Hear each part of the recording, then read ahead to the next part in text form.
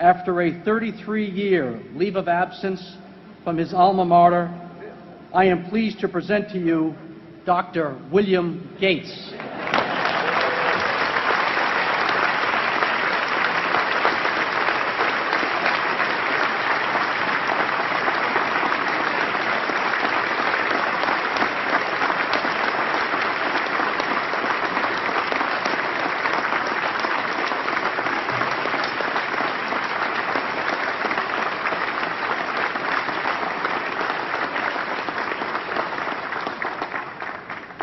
Thank you. President Bach, former President Rudenstein, incoming President Faust, members of the Harvard Corporation and the Board of Overseers, members of the faculty, parents, and especially the graduates. I've been waiting more than 30 years to say this. Dad, I always told you I'd come back and get my degree.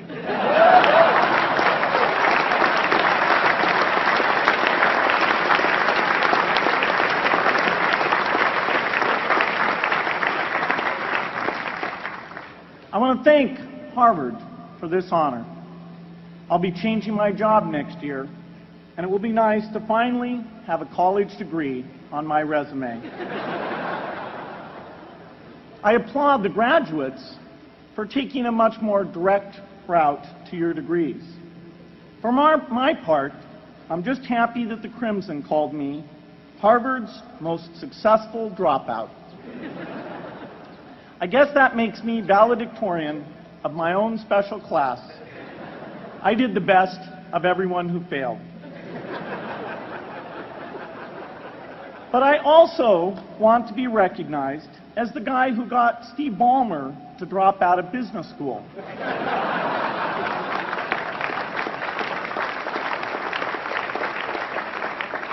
I'm a bad influence. That's why I was invited to speak at your graduation. If I'd spoken at your orientation, fewer of you might be here today.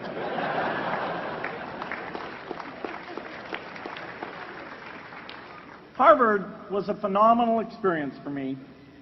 Academic life was fascinating. I used to sit in on lots of classes that I hadn't even signed up for. And dorm life was terrific.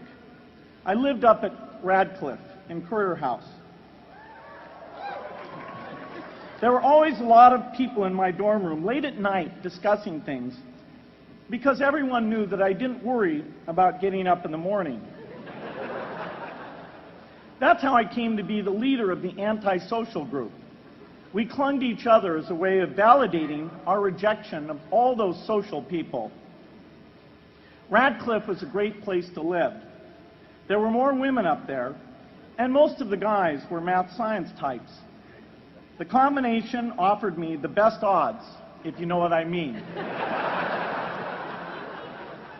That's where I learned the sad lesson that improving your odds doesn't guarantee success. One of my biggest memories of Harvard came in January 1975 when I made a call from Currier House to a company in Albuquerque, New Mexico that had begun making the world's first personal computer. I offered to sell them software. I worried they would realize I was just a student in a dorm and hang up on me. Instead, they said, "We're not quite ready. Come see us in a month," which was a good thing because we hadn't written the software yet. From that moment, I worked day and night on the extra credit project that marked the end of my college education and the beginning of a remarkable journey with Microsoft.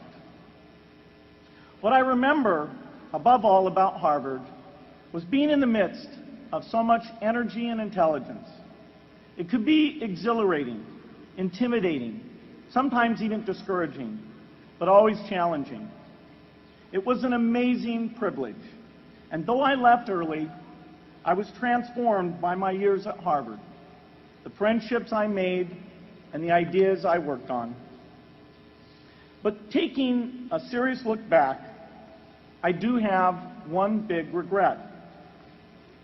I left Harvard with no real awareness of the awful inequities in the world, the appalling disparities of health and wealth and opportunity that condemn millions of people to lives of despair.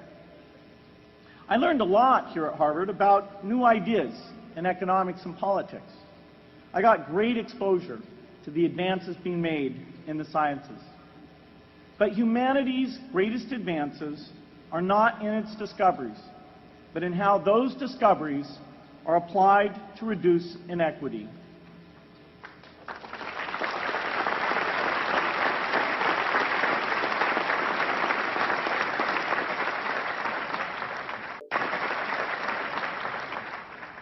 Whether through democracy, strong public education, quality health care, or broad economic opportunity, reducing inequity is the highest human achievement.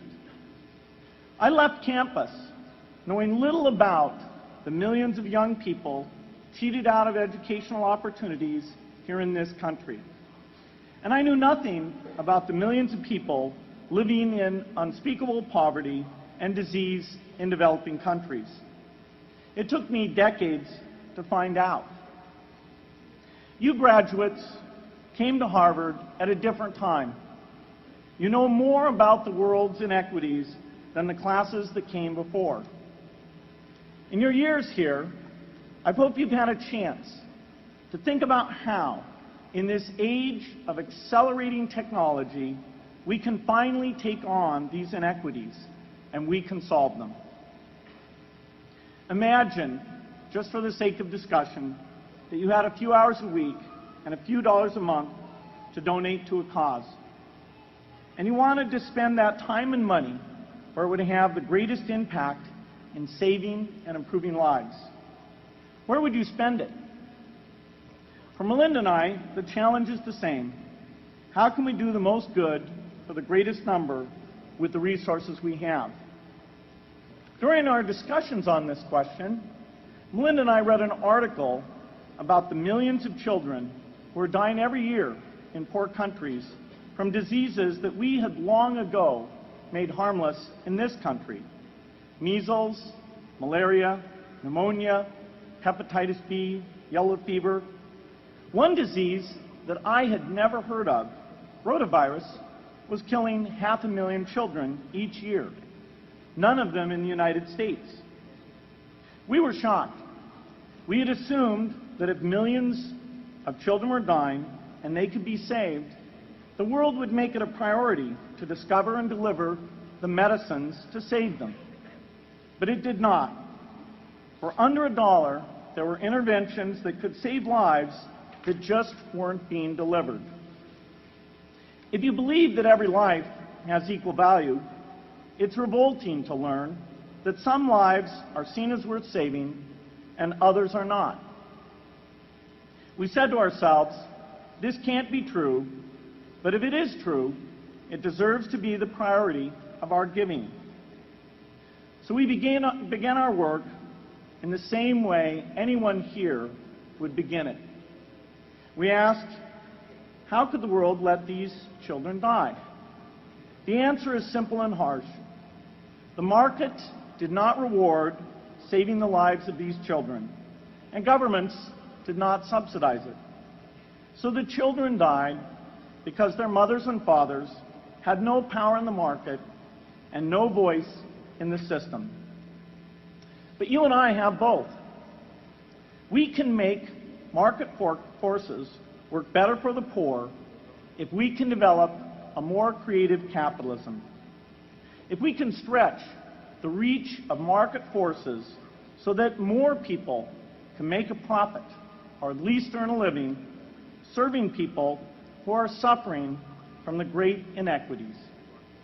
We can also press governments around the world to spend taxpayer money in ways that better reflect the values of the people who pay the taxes. If we can find approaches that meet the needs of the poor in ways that generate profits for business and votes for politicians, we will have found a sustainable way to reduce inequity in the world. This task is open-ended. It can never be finished. But a conscious effort to answer this challenge can change the world. I am optimistic that we can do this. But I talk to skeptics who claim there is no hope. They say, inequity has been with us since the beginning and will be with us until the end, because people just don't care. I completely disagree. I believe we have more caring than we know what to do with. All of us here in this yard, at one time or another, have seen human tragedies that broke our heart. And yet we did nothing, not because we didn't care, but because we didn't know what to do. If we had known how to help, we would have acted. The barrier to change is not too little caring. It is too much complexity. To turn caring into action, we need to see a problem, see a solution, and see the impact. But complexity blocks all three steps. Even with the advent of the internet and 24-hour news, it is still a complex enterprise to get people to truly see the problems. When an airplane crashes, officials immediately call a press conference. They promise to investigate, determine the cause, and prevent similar crashes in the future. But if the officials were brutally honest, they would say, of all the people in the world who died today from preventable causes, 0.5% were on this plane. We're determined to do everything possible to solve the problem that took the lives of the 0.5%. The problem is not just the plane crash, but the millions of preventable deaths. We don't read much about these deaths. The media covers what's new, and millions of people dying is nothing new. So it stays in the background where it's easy to ignore. But even when we do see it or read about it, it's difficult to keep our eyes on the problem. It's difficult to look at suffering if the situation is so complex that we don't know how to help. And so we look away. If we can really see a problem, which is the first step, we come to the second step, cutting through the complexity to find a solution. Finding solutions is essential if we want to make the most of our caring. If we have clear and proven answers anytime an organization or individual asks, how can I help? Then we can get action, and we can make sure that none of the caring in the world is wasted. The complexity makes it hard to mark a path of action for everyone who cares, and makes it hard for their caring to matter. Cutting through complexity to find solutions runs through 4 predictable stages: determine a goal, find the highest impact approach, deliver the technology ideal for that approach, and in the meantime, use the best application of technology you already have. Whether it's something sophisticated like a new drug or something simple like a bed net. The AIDS epidemic offers an example. The broad goal, of course, is to end the disease. The highest leverage approach is prevention. The ideal technology would be a vaccine that gives lifelong immunity with a single dose. So governments, drug companies, and foundations are funding vaccine research. But their work is likely to take more than a decade. So in the meantime, we have to work with what we have in hand, and the best prevention approach we have now is getting people to avoid risky behavior. Pursuing that goal starts the 4-step cycle again. This is the pattern. The crucial thing is to never stop thinking and working, and never do what we did with malaria and tuberculosis in the 20th century. which is to surrender to complexity and quit. The final step, after seeing the problem and finding an approach, is to measure the impact of the work and to share that, success or failure, so that others can learn from the efforts. You have to have the statistics, of course. You have to be able to show, for example, that a program is vaccinating millions more children. You have to be able to show, for example, a decline in the number of children dying from the diseases. This is essential not just to improve the program, but also to help draw more investment from business and government. But if you want to inspire people to participate, you have to show more than numbers. You have to convey the human impact of the work so people can feel what saving a life means to the families affected. Going to the World Economic Forum some years back and sitting on a global health panel that was discussing ways to save millions of lives. Millions! Think of the thrill if you could save just one person's life, then multiply that by millions. Yet, this was the most boring panel I've ever been on. Ever. So boring, even I couldn't stand it. What made that experience especially striking was that I had just come from an event where we were introducing version 13 of some piece of software, and we had people jumping and shouting with excitement. I love getting people excited about software, but why can't we generate even more excitement for saving lives? You can't get people excited unless you can help them see and feel the impact.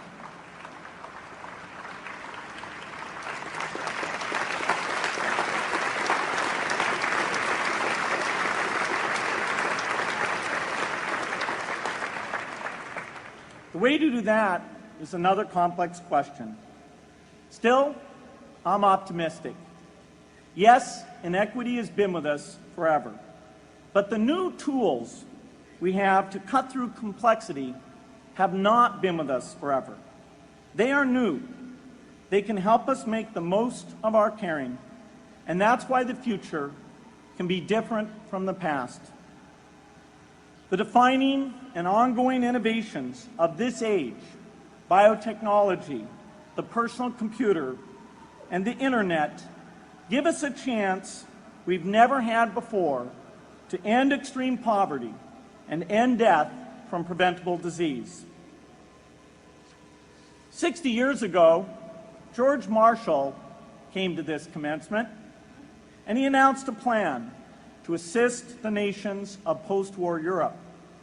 He said, I quote, "I think one difficulty is that the problem is one of such enormous complexity that the very mass of facts presented to the public by press and radio make it exceedingly difficult for the man in the street to reach a clear appraisement of the situation.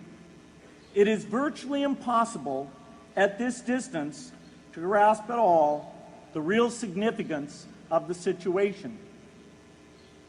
30 years after Marshall made his address, which was 30 years ago, as my class graduated without me, technology was emerging that would make the world smaller, more open, more visible, less distant. The emergence of low-cost personal computers gave rise to a powerful network that has transformed opportunities for learning and communicating. The magical thing about this network is not just that it collapses distance and makes everyone your neighbor. It also dramatically increases the number of brilliant minds we can bring in to work together on the same problem. And it scales up the rate of potential innovation to a staggering degree. At the same time, for every person who has access to this technology, 5 people don't. That means many creative minds are left out of this discussion. Smart people with practical intelligence and relevant experience who don't have the technology to hone their talents or contribute their ideas to the world. We need as many people as possible to gain access to this technology because these advances are triggering a revolution in what human beings can do for one another. They are making it possible, not just for national governments, but for universities, corporations, small organizations, and even individuals to see problems, see approaches, and measure the impact of their efforts to address the hunger, poverty, and desperation George Marshall spoke of 60 years ago. To the Harvard family, here in the yard, is one of the great collections of intellectual talent in the world. For what purpose? There is no question that the faculty, the alumni, the students, and the benefactors of Harvard have used their power to improve the lives of people here and around the world. But can we do more? Can Harvard dedicate its intellect to improving the lives of people who will never even hear its name? Let me make a request of the deans and the professors, the intellectual leaders here at Harvard. As you hire new faculty, award tenure, review curriculum, and determine degree requirements, please ask yourself, should our best minds be more dedicated to solving our biggest problems?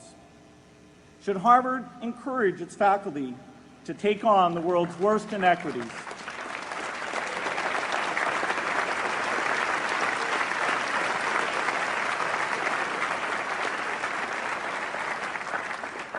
Should Harvard students know about the depth of global poverty, the prevalence of world hunger, the scarcity of clean water, the girls kept out of school, the children who die from diseases we can cure? Should the world's most privileged learn about the lives of the world's least privileged? These are not rhetorical questions.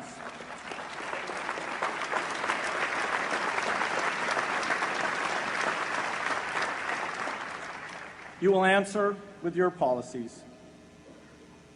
My mother, who was filled with pride the day I was admitted here, never stopped pressing me to do more for others. A few days before I was married, she hosted a bridal event at which she read aloud a letter about marriage that she had written to Melinda. My mother was very ill, with cancer at the time, but she saw one more opportunity to deliver her message, and at the close of the letter she said, "From those to whom much is given, much is expected."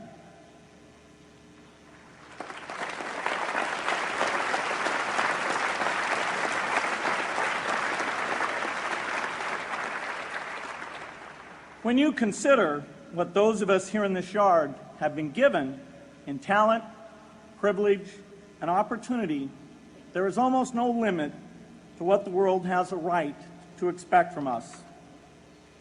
In line with the promise of this age, I want to exhort each of the graduates here to take on an issue, a complex problem, a deep inequity, and become a specialist on it.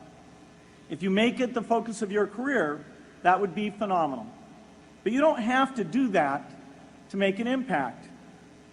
For a few hours every week, you can use the growing power of the internet to get informed, find others with the same interests, see the barriers, and find ways to cut through them.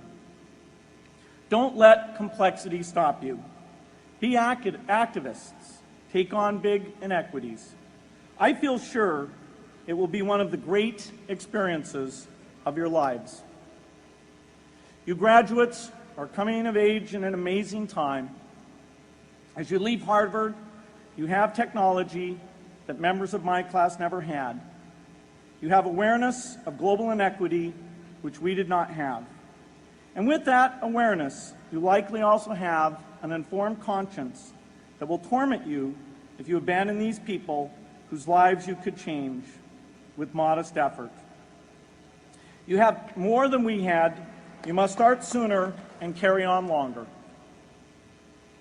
And I hope you will come back here to Harvard 30 years from now and reflect on what you have done with your talent and your energy. I hope you will judge yourselves not on your professional accomplishments alone, but also on how well you have addressed the world's deepest inequities, on how well you treated people a world away who have nothing in common with you but their humanity. Good luck.